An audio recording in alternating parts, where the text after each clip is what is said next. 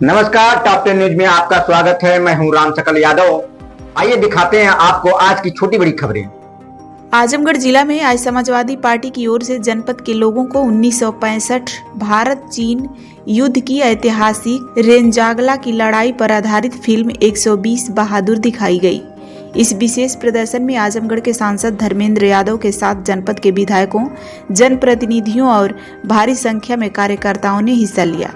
Film के बाद पत्रकारों से बातचीत करते हुए सांसद धर्मेंद्र यादव ने फिल्म निर्माता फरहान अख्तर को बधाई देते हुए धन्यवाद दिया और कहा कि देश के इतिहास में रेंजागला की लड़ाई ऐसी वीरता की मिसाल है जिसे देश के बहुत से लोग आज तक ठीक से नहीं जानते थे।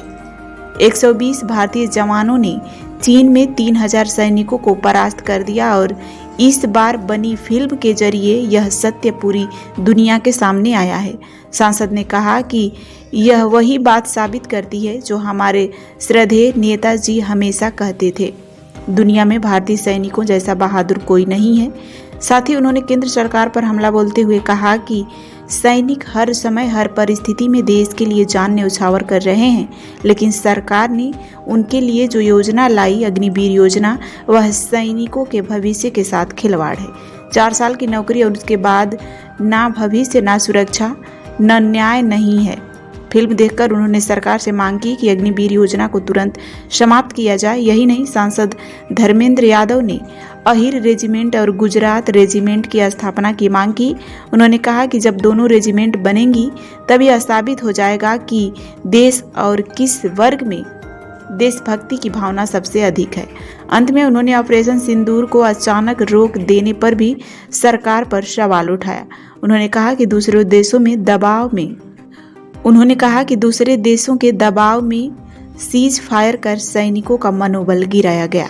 सभी पूरी टीम को मैं धन्यवाद देता हूं, आभार व्यक्त करता हूं कि उन्होंने 120 बहादुर पिक्चर बना के पूरे देशवासियों के सामने बहुत सारे लोगों से जो इतिहास छुपा हुआ था, इस फिल्म के माध्यम से पूरे देश के लोगों को मौका दिया इतिहास को समझने का, सीखने का।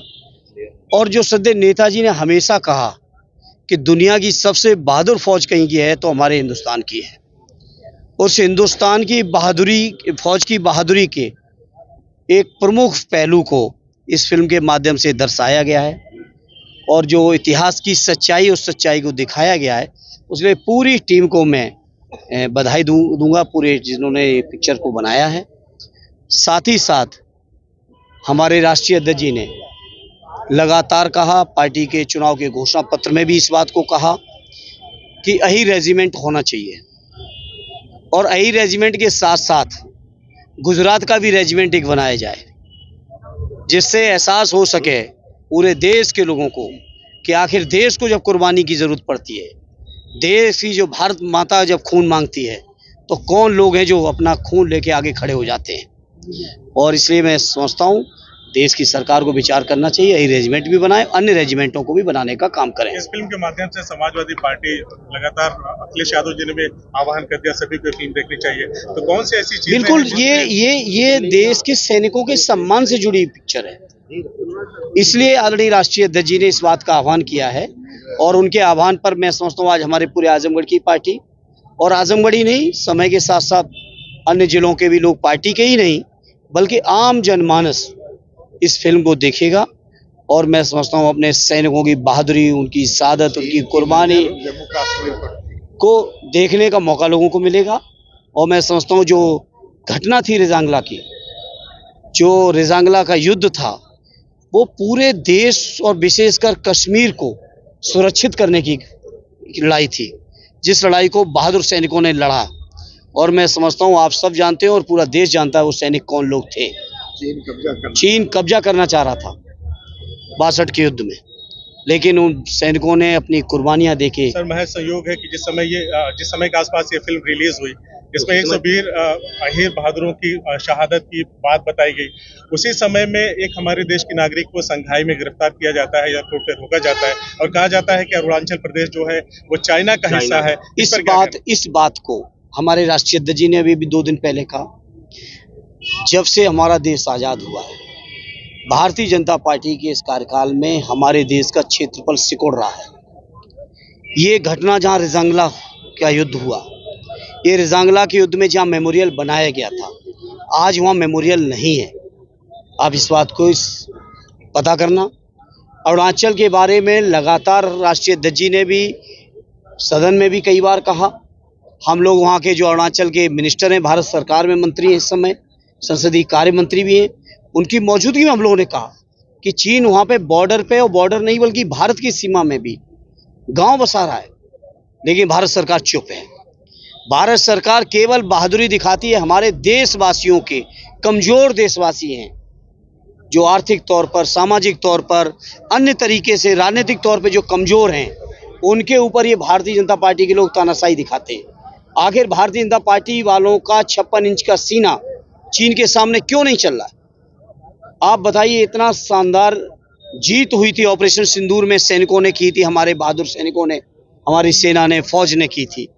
आखिर आज तक क्यों नहीं देश की सरकार जवाब इस बात का दे पाई कि ये ऑपरेशन सिंदूर का सीज फायर किसी और देश के कहने से किया गया? हमने जब से ऑपरेशन सिंदूर पर चर्चा हुई थी, पार्लियामेंट में भी इस बात को लेकर सवाल किया था, लेकिन इस बात का जवाब भारतीय जनता पार्टी के लोग या वहाँ के जो जिम्मेदार हैं, चाहे प्रधानमंत्री जी हों, गृह मंत्री जी हों, रक्षा मंत्री जी हों, विदेश मंत्री जी हों, कोई जवाब नहीं दे रहे हैं। तो जहाँ जवाब देना चाहिए वहाँ ये जवाब नहीं देते। जो अपने देश के जो नागरिक लोग कहीं से कमज़ोर हैं, गरीब हैं, कहीं विशेष अवसर जिनको चाहिए, विशेष सुविधाएं जिनको चाहिए, परेशानियां जिनके सामने, उनके ऊपर ये 56 इंच का सीना दिखाते हैं। एक सवाल ये है कि एसआईआर को लेकर के एसआईआर की डेट को बढ़ाने की या एक्सटेंड करने की बात कही जा रही है समाजवादी पार्टी ने मांग की है, हमारे राष्ट्रीय अध्यक्ष जी ने मांग की है, प्रदेश अध्यक्ष जी ने पत्र लिखा है, और समाजवादी पार्टी के साथ साथ बाकी विपक्षी दलों ने भी मांग की है, और मैं नहीं समझता इसमें कोई दिक्कत है। सर, अखिलेश जी ने बीएलए की बात की थी, बीएलए कहीं दिख नहीं रहे हैं और लगातार ओबीसी के वोट कटते जा रहे हैं। इस पे आप लोगों की, आपने घटनाएं देखी कई बीएलए लोगों की जिन्होंने सुसाइड की है, जिनके हार्ट अटैक हुए, जिनकी मौतें हुई हैं, किस दबाव में, किन कारणों से हो रही हैं। और चुनाव आयोग को चाहिए, ये बीएलओ लोग हमारे देश के नागरिक हैं, जिम्मेदार नागरिक, उनके ऊपर आपने जिम्मेदारी डाली है, थोड़ा संवेदनशील बनो और उनके ऊपर भी इस तरह का दबाव ना बनाओ, बल्कि आपकी कलम में ताकत है, आप समय सीमा बढ़ा दीजिए, तो वही चीज़ जो प्रेशर में हो रही है वो चीज़ बहुत आराम से हो जाएगी, और उससे मैं नहीं समझता किसी भी चीज़ का उल्लंघन होगा या किसी को कोई दिक्कत होगी। लेकिन चूंकि आयोग की नीयत कुछ और है, इसलिए इस तरह से सप्रेस भी किया जा रहा है, रोके जा रहे हैं, वोट न बन पाए, विशेषकर दलित, पिछड़े, आदिवासी, अल्पसंख्यक जो हमारे पीढ़ी परिवार के वोटर हैं, वो वोटर न बन पाए, इसका लगातार षड्यंत्र हो रहा है। सर, मैं बीएलए की बात कर रहा हूं, जो अखिलेश जी ने आपके बीएलए कहा था, उनकी कहीं उपलब्धता नहीं दिख रही। सब जगह ऐसा नहीं, ऐसा हमारे घर से हो सकता है। आप अपना बूथ नंबर देंगे, हम अपने बीएलए का भी नाम देंगे और स्पेशली फॉर्म के साथ आपके पास भेजेंगे। 62 में 120 सैनिकों ने भारत और कश्मीर को बचा लिया, लेकिन एसआईआर हो रहा है। लोगों का आरोप है कि समाजवादी पार्टी की वो बटालियन जमीन पे नहीं दिख रही है, जिसकी वजह से 27 में बीजेपी का किला। देखिए, समाजवादी पार्टी की बटालियन का ही कमाल है कि 400 पार का नारा देने वाले लोग, 400 पार करके संविधान बदलने का नारा देने वाले लोग 240 पे ही नहीं आ गए हैं, बल्कि अब एक भी संविधान संशोधन करने की स्थिति में नहीं बचे हैं। ये समाजवादी एसआईआर का अभी तो हम लोग आने दीजिए, 1 तारीख से सदन है। एसआईआर नहीं हो रहा था, एसआईआर के बाद भी ये षड्यंत्र एसआईआर इसीलिए किया गया। इस बात को हम लोगों ने, जिस दिन एसआईआर आया था और बिहार के चुनाव से पहले, हम लोगों ने पूरा 1 महीने तक सदन नहीं चलने दिया था। चुनाव आयोग का भी घेराव किया था, संसद को भी हम लोगों ने घेरा था।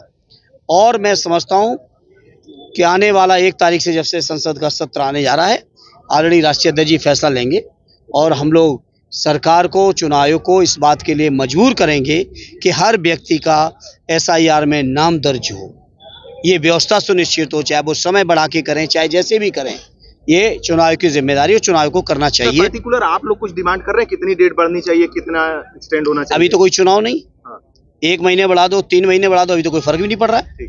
क्या दिक्कत है आयोग को? क्या दिक्कत है?